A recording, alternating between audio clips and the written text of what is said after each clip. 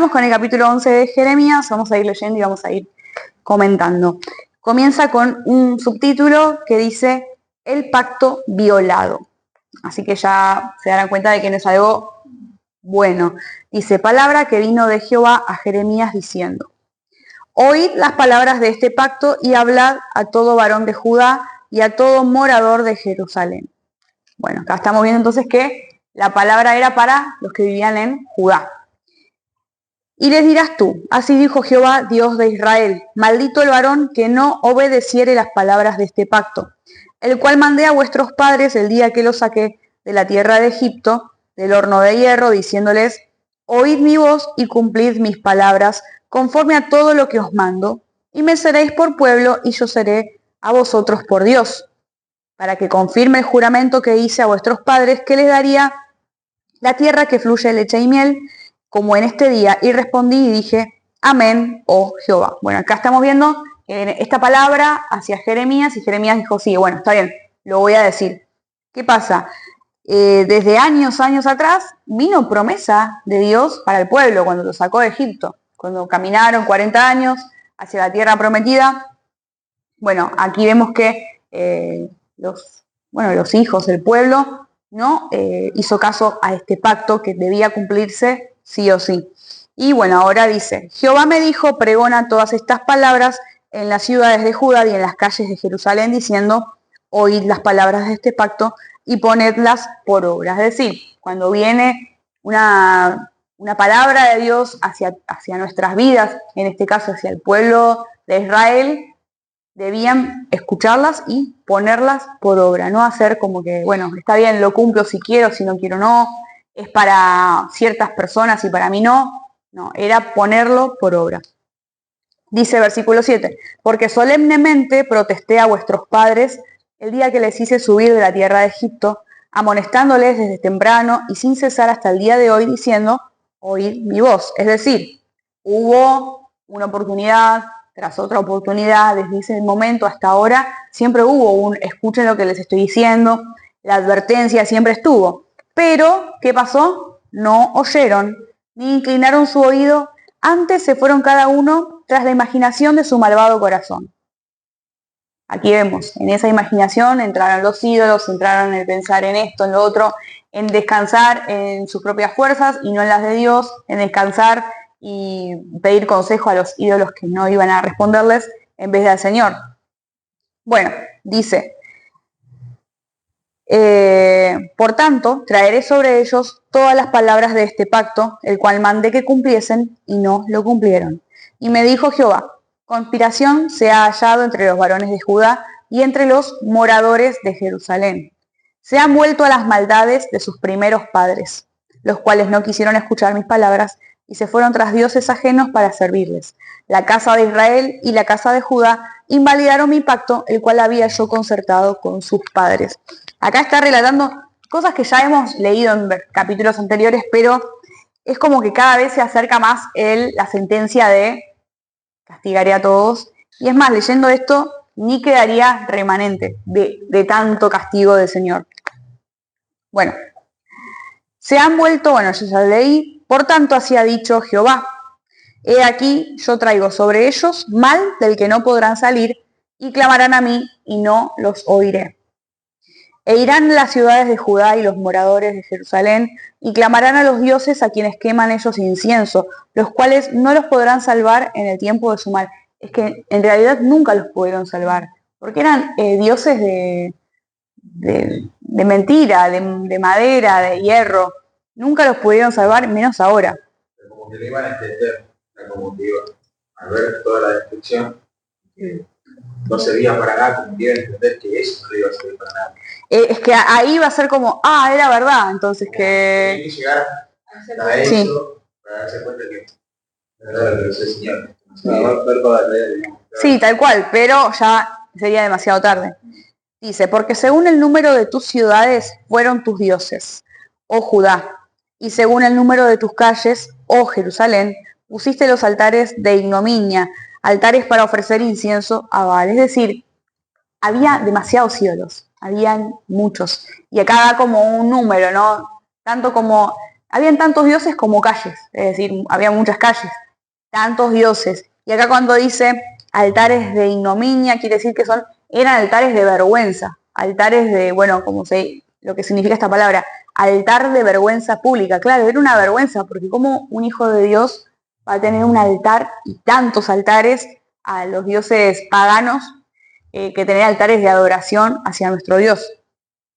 Dice, tú pues, y acá viene, ¿no?, una palabra para el profeta, no ores por este pueblo, ni levantes por ellos clamor, ni oración, porque yo no oiré el día en que en su aflicción clamen a mí. Acá viene como esta palabra que al profeta, claro, le duele porque se le está diciendo que no ore más. No ores por este pueblo. La verdad que ya lo habíamos dado eso. Sí. No ores más porque no te voy a escuchar. Pero acá le está diciendo, bueno, claro, porque es tan raro encima decir, ¿cómo que no va a escuchar a un hijo de Dios, a un profeta, a un hombre que él mismo levantó? Pero bueno, si Dios te dice ya, no pierdas el tiempo con esto, ya está, ya mi palabra fue dada, hay que hacer caso.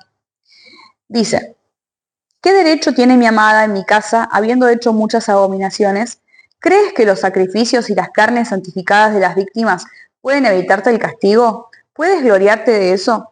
Bueno, esto significa que ya a esta altura del partido, los moradores de Judá, que ya tenían a sus dioses tan en sí, tan en su familia, tan arraigados, ya aunque sacrifiquen a nuestro Dios, ya que vayan al Señor, al templo, ya no va a servir de nada. Ya no, eso no va a cambiar nada. Como dice acá, eso puede evitarte el castigo. Bueno, y acá viene estas palabras que era el pensamiento que Dios tenía sobre su pueblo. Dice, olivo verde, hermoso en su fruto y en su parecer. Llamó Jehová tu nombre. A la voz de recio estrépito hizo encender fuego sobre él y quemaron sus ramas. Es decir, que Dios tenía una mirada sobre su pueblo hermosa. Un olivo verde, un hermoso fruto, que tenía una belleza y una apariencia hermosa, pero que dice que en su furor los hizo prender fuego y quebrar sus ramas. Es decir, que lo cambió, que ya no importa esa belleza que es la que pensaba, porque era la realidad. Dios veía a su pueblo hermoso, como ese pueblo escogido, pero ya no cambió de parecer. Porque Jehová de los ejércitos que te plantó ha pronunciado mal contra ti a causa de la maldad de la casa de Israel y la casa de Judá han hecho, provocándome a ira con incensar a Baal. Es decir, la gran ira y el gran enojo de Dios contra el pueblo fue el pecado de la idolatría. Fue que rindieron sus corazones a esos dioses que ellos podían tocar. Claro, podían tocarlo, pero no eran irreales, mentirosos, y no servían para nada, y han quebrado su fe y quebraron su identidad. Pero acá termina el versículo 17, comienza otro subtítulo y cambia ya la perspectiva, y ya no es tanto palabra contra el pueblo, es palabra sobre Jeremías y lo que le va a pasar. Dice, Jehová me lo hizo saber y lo conocí, entonces me hiciste ver sus obras. Yo era como un cordero inocente que llevan a degollar. Aquí está hablando Jeremías. Pues no entendía que maquinaban designios contra mí, diciendo, destruyamos el árbol con su fruto y cortémoslo de la tierra de los vivientes para que no haya más memoria de su nombre.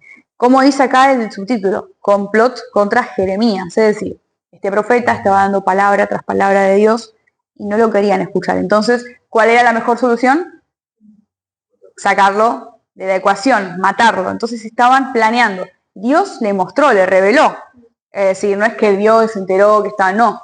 Dios le muestra, mirá, están creando un complot para matarte. Porque eso también, ¿se acuerdan que lo hablamos? De que eso lo hacían con los profetas que los que decían la verdad, claro, los que estaban perseguidos, los que no eran los que decían las cosas que el pueblo decía escuchar. Tal cual. Y bueno, me quedé acá. Pero, oh Jehová de los ejércitos, que juzgas con justicia, que escudriñas la mente y el corazón, vea yo tu venganza de ellos, porque ante ti he expuesto mi causa. Acá Jeremías, creyendo en el Señor, de que el Señor lo iba a defender. Es decir, él decía, bueno, Jehová, voy a ver yo cómo vos te vengas de ellos. porque yo te entregué mi causa, te entregué mi vida, entonces vos te vas a encargar. Por tanto, así ha dicho Jehová acerca de los varones de Anatot que buscan tu vida, diciendo: no profetices en nombre de Jehová, para que no mueras a nuestras manos. Así pues, ha dicho Jehová de los ejércitos: he aquí que yo los castigaré, los jóvenes morirán a espada, sus hijos y sus hijas morirán de hambre, y no quedará remanente de ellos, pues yo traeré mal sobre los varones de Anatot el año de su castigo. Acá vemos la venganza de Dios sobre aquellos que maquinaban contra Jeremías, pero como saben, Jeremías era el profeta llorón, ¿no? Y también acá vemos un gran dolor en él. Vieron que dice que yo parecía como un cordero inocente que llevan a degollar. Así se sentía él. Pero también saben por qué se sentía tan triste. Porque eran los varones de Anatot quienes querían matarlo. Era su pueblo natal.